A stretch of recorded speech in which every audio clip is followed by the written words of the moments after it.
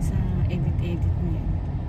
Kasi sabi ko kahit wala nang edit-edit, basta talaga kailangan regular ang pag-upload. Para sabi ko malay mo, no, yun yung pag-asa namin ma-monetize na kami. Paano ba ma-monetize? Tagal-tagal ko na sa YouTube. Hindi pa rin ako ma-monetize kasi wala namang nanonood ng video namin.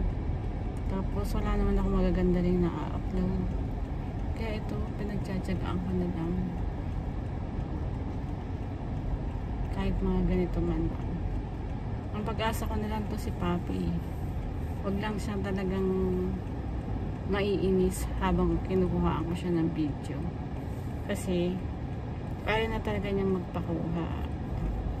Pinipilit ko na siya. Sabi ko, pabalik na kayo sa Pinas. Hindi niya alam talaga na nasa YouTube na siya. Pero pag meron talaga siyang video na talagang mataas na yung view, saka ko sa kanya sasabihin na nasa YouTube na siya.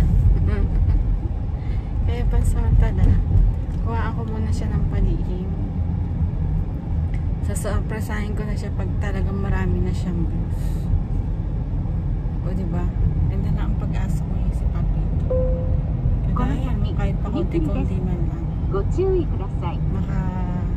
makasingit man lang ako sa kanya. Eto, dito kami, papunta kami ng mall.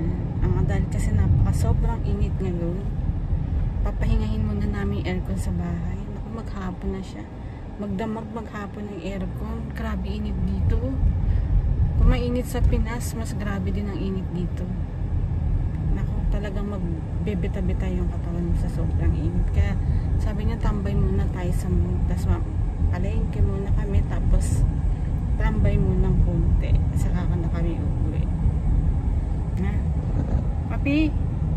O, Tom Cruise! Wax naman, ha? Pogi naman ni Papi ko. O, sige, mama.